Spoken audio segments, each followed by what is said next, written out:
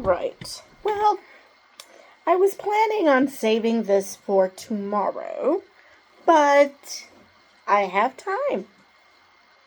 My plans have slightly changed for tonight, so let's get right to it. We are not DEI hires. Why conservative media's obsession with minimizing Kamala Harris and people of color's accomplishments will ultimately fail. I wonder what is in this article. I hope it doesn't get into the mindset, because I don't want to go into those minds. Anyway, here we go again. Kamala Harris, former U.S. Senator and Attorney General of California and Vice President to Joe Biden, is the Democratic Party's presumptive nominee for this year's upcoming presidential election. She will face former president and convicted felon Donald Trump. And people are dubbing this election the prosecutor versus the criminal, or convicted felon. Take your pick. And the best talking points conservative lawmakers, media, and commentators can generate to criticize Harris is that she's simply a DEI hire. I've heard this sad old dog whistle before. It was August 13th, 2020, my mother's birthday, when Variety announced I had been tapped to join the century-old publication as its new awards editor to lead coverage for the Academy Awards and other kudos races. The Bible of showbiz, like most other news media outlets, has traditionally lacked writers of color in editorial and senior level positions. However, with 12 years in the awards game under my belt, with a brand I funded, built, and curated with a team of other passionate cinephiles, I was offered the chance of a lifetime. It was a moment that was overwhelmingly gratifying and humbling for a person who was born in the Bronx and didn't major in journalism in college. But my celebration was sometimes clouded by the many pointed responses shared on social media and through email. Well, Variety found their George Floyd. One person directly messaged me referring to the murder that shocked the nation in May 2020 after a Minneapolis police officer pressed his knee into Floyd's neck for nearly 9 minutes. How crass can you be? Of all the black people, you could only pick George Floyd. No other famous black person you could come up with. You had to come up with someone who was murdered by the police. How does that exactly fit with the fact that a black woman was picked to work at Variety? Yeah. Another snidely asked, do you have other credentials besides your race? Well, considering you're not on the hiring committee and Variety is, you can only assume that yes, she does. I'm not sure where you got this idea that black people only get jobs because they're black.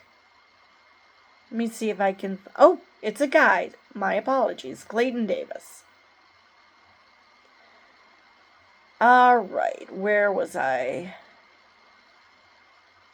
So, yeah. Why do people do this? Why do people assume that because a black person takes power in any field, that they must have gotten there for reasons other than their competence? Why do people do that? I mean, it used to be, I don't know if it still happens, but it used to be with women. that if they see a woman who made a name for herself, what they consider to be way too quickly, she must have slept her way to the top. And now they're doing this with people of color. What the hell? The accusations of not deserving this position still rear their ugly head from time to time, as one described me recently as a DEI beneficiary run amok in a Reddit post. Further writing, all he does is low-key hate on White Town and try to promote people of color. Okay. So, with that, we see their true worry. White people are no longer the center of the universe, and because people of color are promoting other people of color as being just as deserving as white people, that somehow is hate, and that somehow promoting black people is, or any person of color, is somehow bad. Hate is something I do not partake in nor condone, but promoting people of color, guilty as charged, Your Honor. And when I write anything pointing out the lack of representation for underrepresented artists, rest assured comments follow with a similar theme as this one commentator placed on my "Please consider these 15 Latino actors before voting" piece. Just nominate whomever deserves it, damn it. Race shouldn't be a decisive matter. With another adding, merit, merit, merit. Now, in a perfect world, absolutely.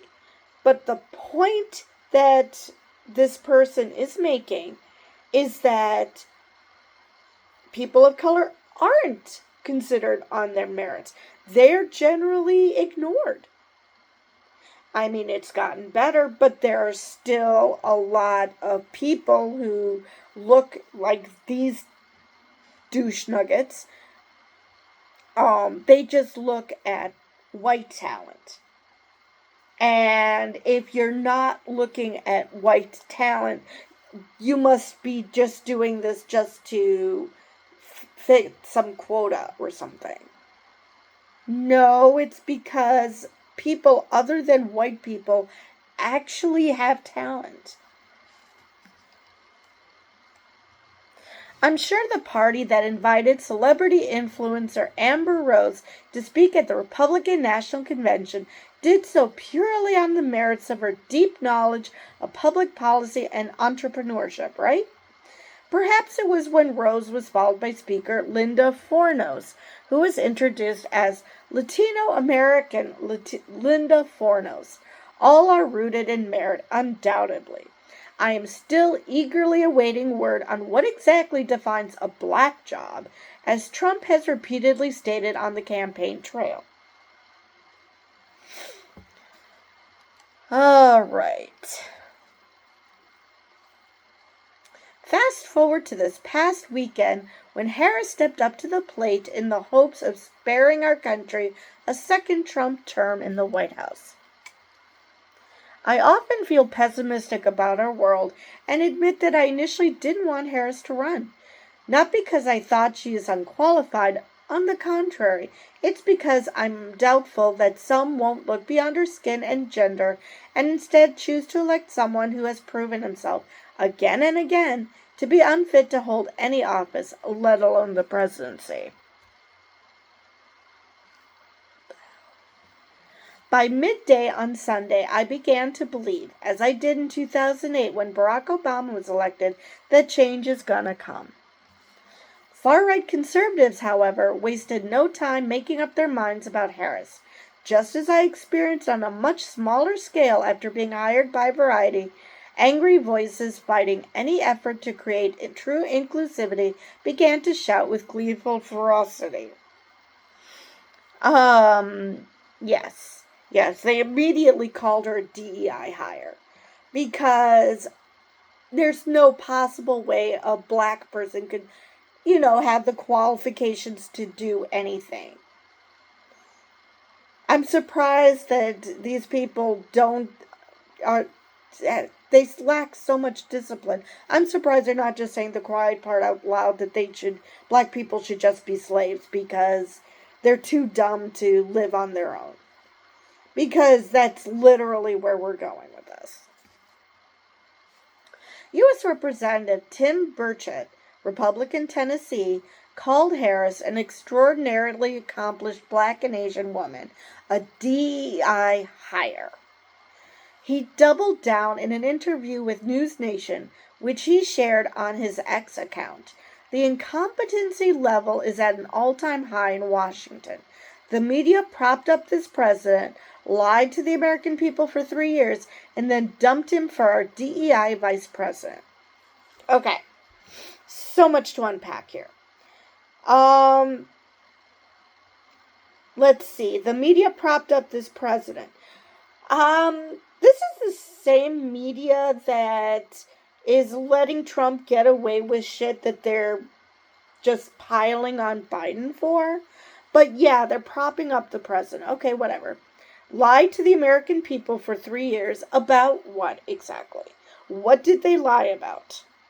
I would love to know what he thinks they lied about. And then dumped him for our DEI vice president.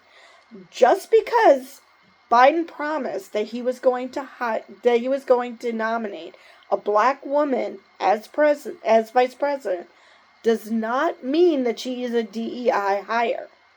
That just means that he found a competent black person to fulfill his promise. That is the thing. It happened with affirmative action. It's happening now with DEI initiatives. People want to believe that because these initiatives exist, that means that these people just somehow are less competent. No, it's just making people remember that groups other than white people exist. And so let's diversify. Let's find people who aren't just white. Let's find black people. Let's find brown people. Let's find women. That doesn't mean that they are less competent than white people. And white men specifically. It just means that they should not be forgotten, and just go with your bias that if you see a white person and a black person, you're going to automatically hire the white person simply because they're white. So when that one person asked him what his qualifications were outside of his race, they do not understand that that's how white people have been viewed. I'm a white person. I'm going to hire a white person because that's normal. I'm not going to consider other races because obviously they're less competent than white people because racism. So, yeah. Trump called Harris dumb as a rock on his Truth Social account.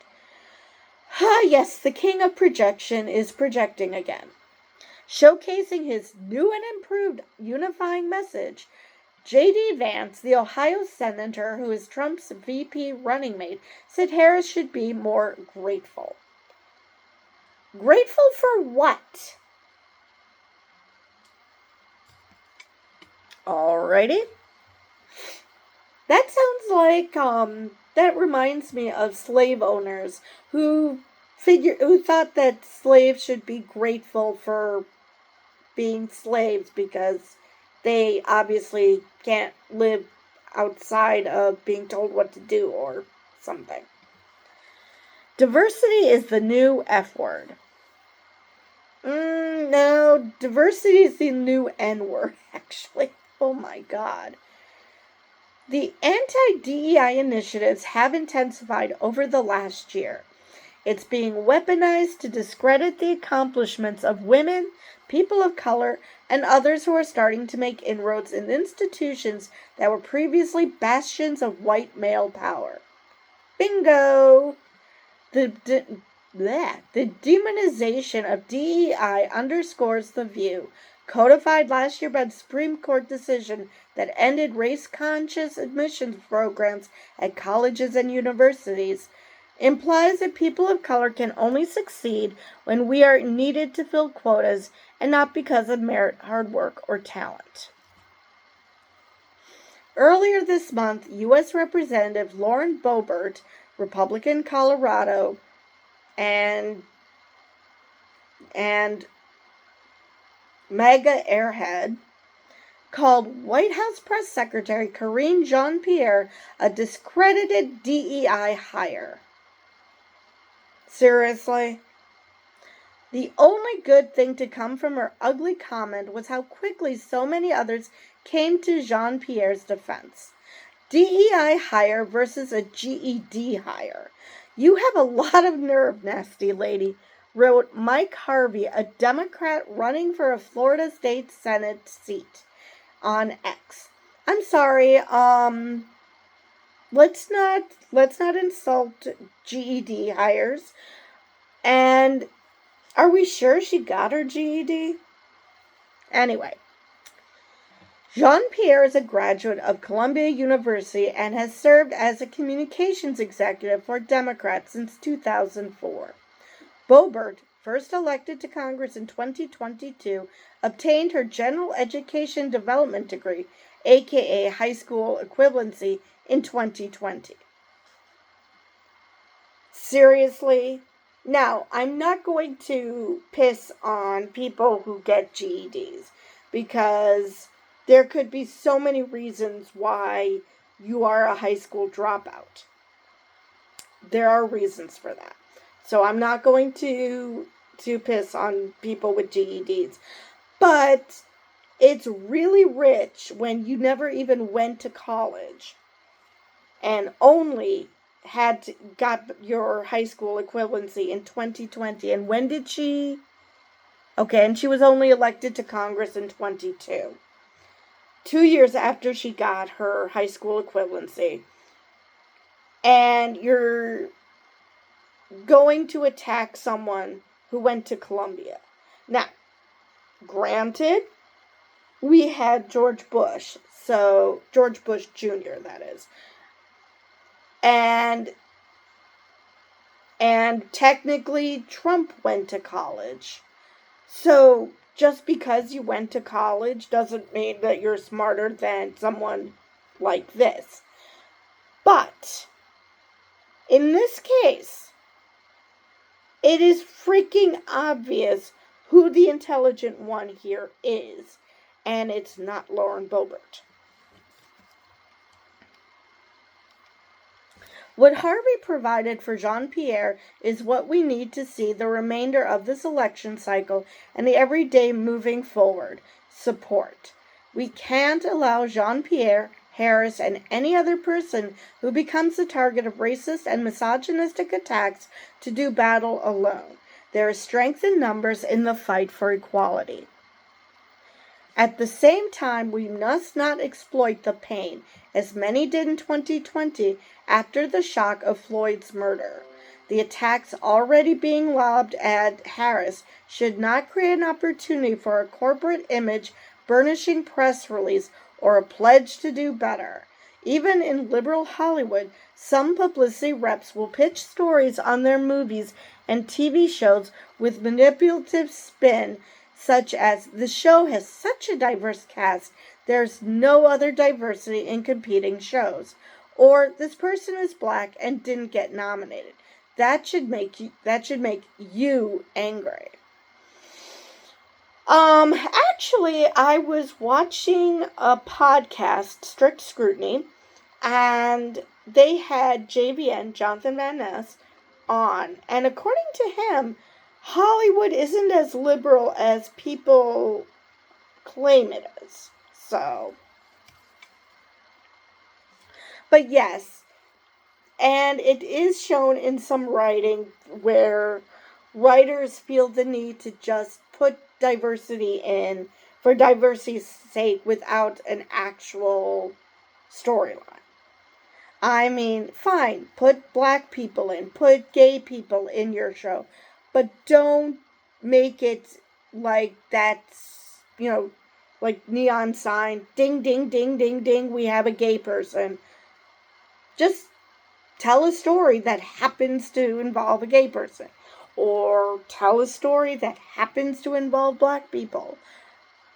You don't need to put it in neon lights as if the audience is too stupid to realize it.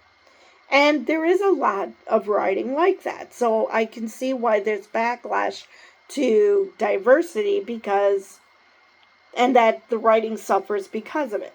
No, the writing doesn't suffer because of having diversity. It's just the way people go about it. Like, they feel the need to harp on it. You're like, look at me, I'm putting diversity in my show, as opposed to writing a good show. So, Harris's ascension in the Democratic Party, her selection of Freedom by Beyonce, who personally gave her permission for it, as the soundtrack to her first public event post-Biden dropout, and the inspiration she will provide to women and people of color for generations will be well documented in the weeks to come.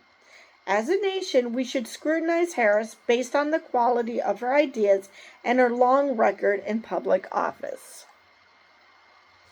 I was fortunate to be a part of the Win with Black Men live discussion on Monday night. The online gathering featured many prominent speakers, such as former U.S. Representative Bakari Sellers, a Democrat from North Carolina, who was moved to tears during the call when he learned that $600,000 had been raised in the first 45 minutes. The evening ended with over 50,000 participants raising $1.3 million, one day after a similar Win with Black Women gathering raised $1.5 million from its 44,000 attendees. More of this type of unity, please. Black women were the key to Joe Biden's win in 2020, saving the country from more Trump at a time when the pandemic reminded us that protecting health and safety are jobs 1 and 2 for public servants. In this bonkers election cycle, the burden on black women will only grow, particularly for one who has already scaled unprecedented heights. Black women are America's true superheroes. Their collective strength has moved this nation forward more than once, and they are nobody's DEI hires. So, that is the end of that article.